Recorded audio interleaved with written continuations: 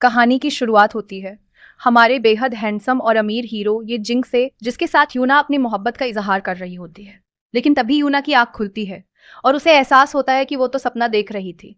उसके सामने खड़ी सेक्रेटरी मिशू उसे ताना मारते हुए कहती है कि वो मिस्टर ये जिंग के काबिल बिल्कुल नहीं है।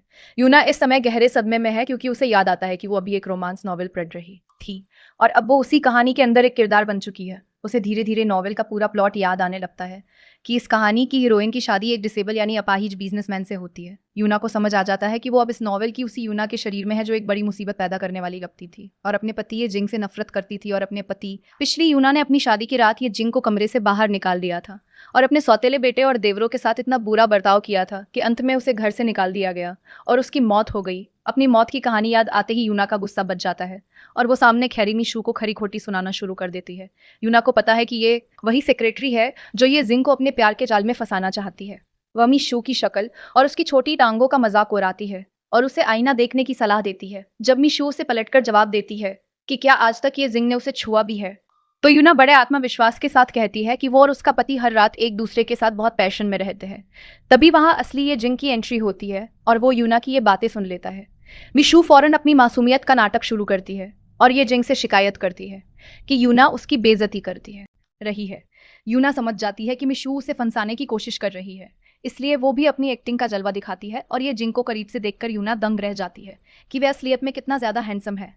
ये जिंग जब यूना की हालत देखता है तो उसे शक होता है कि क्या वो बीमार है। यूना अपनी घबराहट को गर्मी का बहाना बनाकर छुपा लेती है और खुद को संभालती है।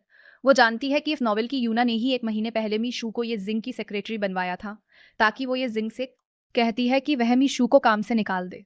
ये जिंग हैरान है क्योंकि यूना उसे पहली बार पति कहकर बुला रही थी, जबकि पहले वो हमेशा उसे लंगरा कहकर पुकारती थी। मीशू अपनी चाल चलते हुए ये जिंग को बताती है कि यूना ने ही उसे यहाँ भेजा था ताकि वो ये जिंग को फंसा सके और फिर यूना चीटिंग का केस करके तलाक ले सके। लेकिन ये जिंग अब यूना की बातों में आने लगा है और वो मीशू की एक नहीं सुनता और उसे नौकरी से निकाल देता है। यूना खुश होती है कि उसने अपने पहली दुश्मन को रास्ते से हटा दिया है। वो ये जिंग को दुनिया का बेस्ट पति कहती है। तभी ये जिंग का सेक्रेटरी आकर यूना के पिछले कारनामों का कच्चा चिट्ठा खोलता है। वो बताता है कि यूना ने ये जिंग की 3 लिमिटेड एडिशन कारें बर्बाद कर दी है, एक बड़ी पार्टी खराब कर दी है और अपने देवर की मंगेतर के दोस्तों को डराकर भगा दिया है।